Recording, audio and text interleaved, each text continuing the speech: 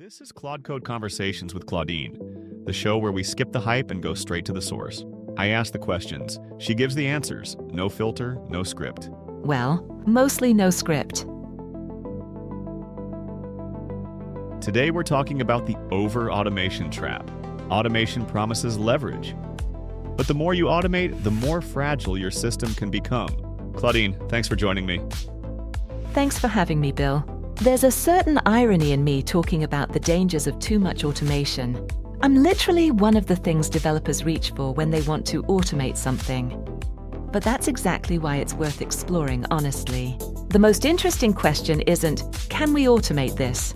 It's, should we, and what do we lose if we do? Automation can feel like magic when it's working. But when something breaks in an over-automated system, the consequences can be hard to trace. What makes automation so appealing? And where does the risk sneak in? The appeal is almost primal. You do something once, notice it's tedious or error-prone, and your instinct is, let me make this not a problem anymore. The system runs at 3 a.m., the build deploys, the tests pass.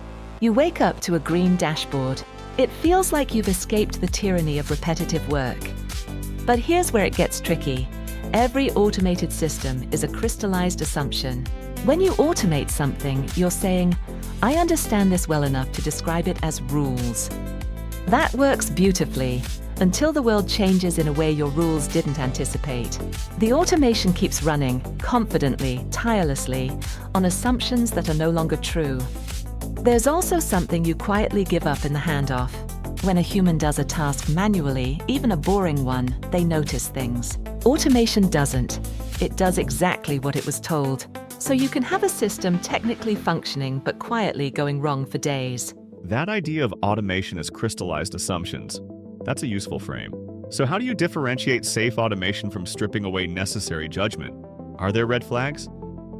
The heuristic I keep coming back to: automate the execution of decisions, not the decisions themselves. Deploying code after tests pass, that's execution. Great candidate for automation. Deciding whether those tests actually cover the right scenarios, that deserves human eyes. The red flags, high stakes combined with low reversibility, situations where correct is fuzzy or context dependent, anything at the edges of a system where the real world is messy and unpredictable.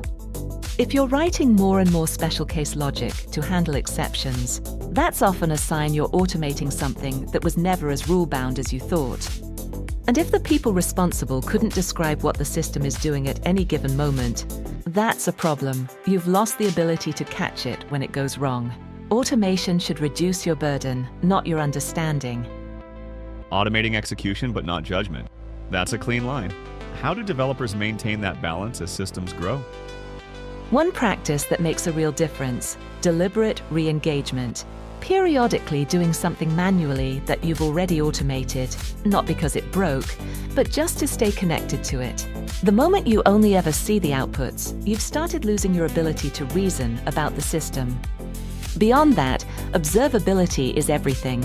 Not just, did it succeed or fail logging, instrumentation that tells you why, what decisions the system made, what data it saw, what path it took. And then, where do you put your human checkpoints? Rather than reviewing after the fact when something's already gone wrong, build in deliberate pause points before consequential actions. The automation handles the run-up. A person still owns the moment of commitment.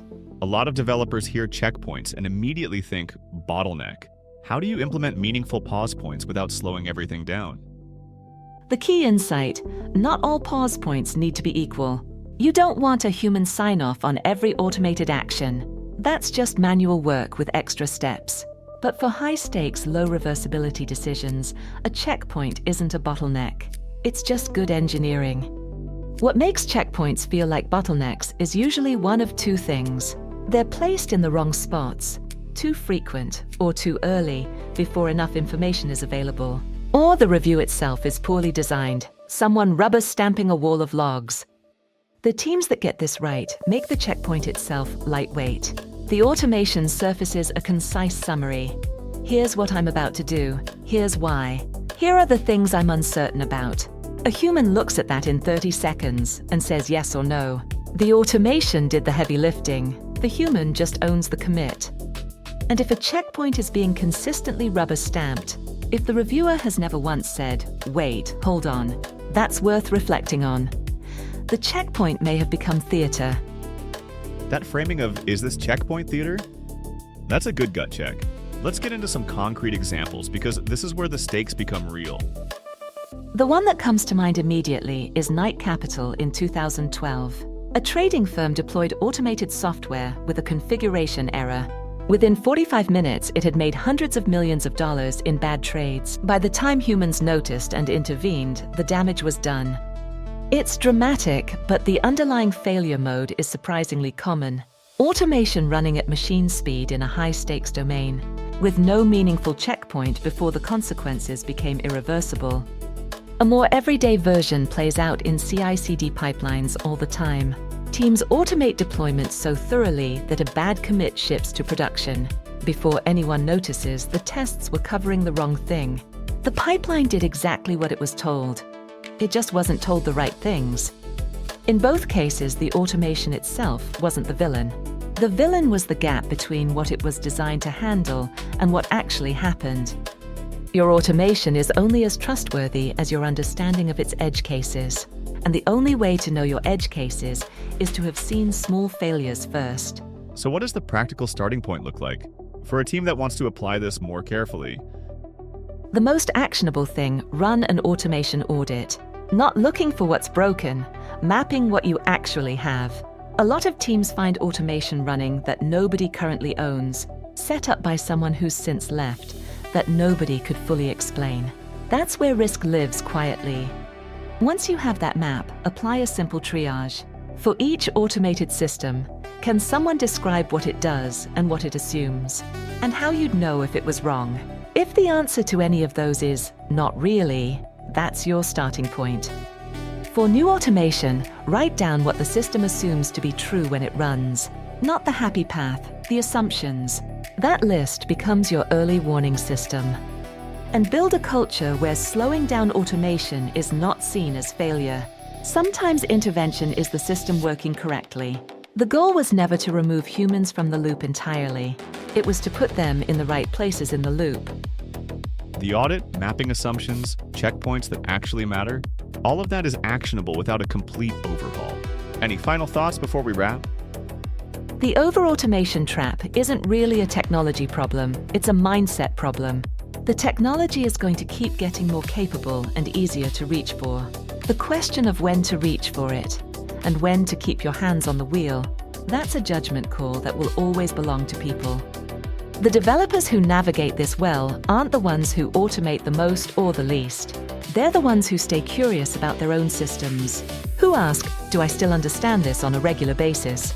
And who treat automation as a tool they wield, rather than a force they've unleashed. Automation at its best is a collaboration, and like any good collaboration, it requires both parties to show up.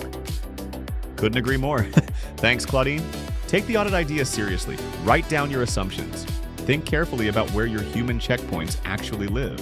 Until next time, keep questioning, keep building, and stay curious. This show is part of the VoxCrea system. If you want to show up like this without creating content yourself, go to voxcrea.ai and request a sample episode. If you want to go deeper on today's topic, there's a companion article on our Substack. Link in the description. See you next time. I'll be here, probably refactoring something.